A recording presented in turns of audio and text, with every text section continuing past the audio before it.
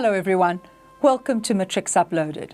It's English, we're looking at writing and presenting, and our focus is on formal letters. Let's start with the format. You have your address on the right-hand side of the page, just a little bit off center. Remember, if you're giving a street address, it's the number and the name of the street, the suburb and a code, and then you need the date. Then I like a whole line left open here, but not everybody does. You won't be marked down. You write then, this is something that everybody seems to forget. I don't know why. You always have to write, to whom are you addressing this letter? You cannot write to Jabulile High School. You have to write to a person at Jabulile High School. This is a formal letter. I really like a PO box address, then the suburb and then the code. There are very few businesses that have a street address, a physical address. So rather say the editor, the Star PO box, or this company, this person, first of all, then the company, then PO box. You will leave a line open after that, and you write, Dear Sir, / Madam, because we try to be politically correct, and then you need a subject line. Please, not more than about 5 words, sum up what the letter is going to be about. Then in terms of the structure, it's usual to have 3 paragraphs. Obviously, paragraphs 1 and 3 are going to be nice and short because you usually only have about 180, 200 words to write this letter in. So that will also be short, and then the paragraph in the middle will be slightly longer, and that will be where most of your letter will be. Please don't write it as 1 paragraph. Please try to break it up into 3 paragraphs, and do not begin, I am writing this letter. It's quite obvious that it's a letter. We've opened it and looked at it and it's got the addresses. It's a letter. Also, never state your name. We know where the name of the person comes. It comes right at the end. It comes here, yours faithfully, and then you sign it, and then you print your name. And if you want your title, you put that in brackets afterwards. Remember, again, you will leave a line open after the last paragraph. One of the kinds of letters that you can be asked to write is the letter of complaint.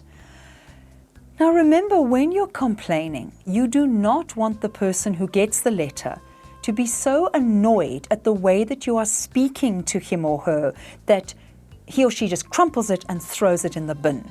So you must always be polite and courteous. Let's have a look at a letter. Dear Sir. Well, that's correct. I've left out the addresses. You must imagine they're there.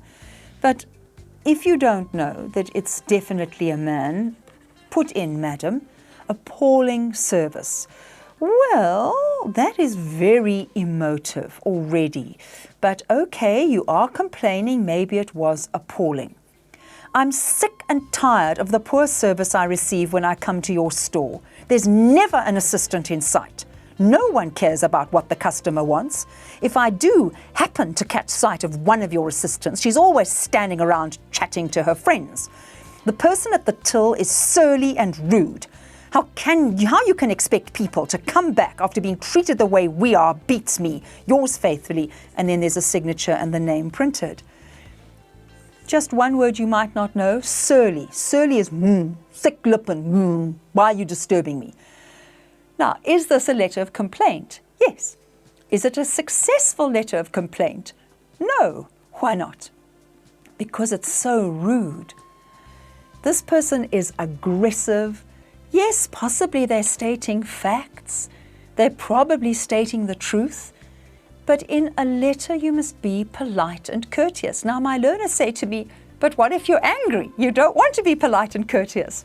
Then don't write the letter until you've calmed down. So if you need to write it, write this letter, but then crunch it up yourself and throw it away.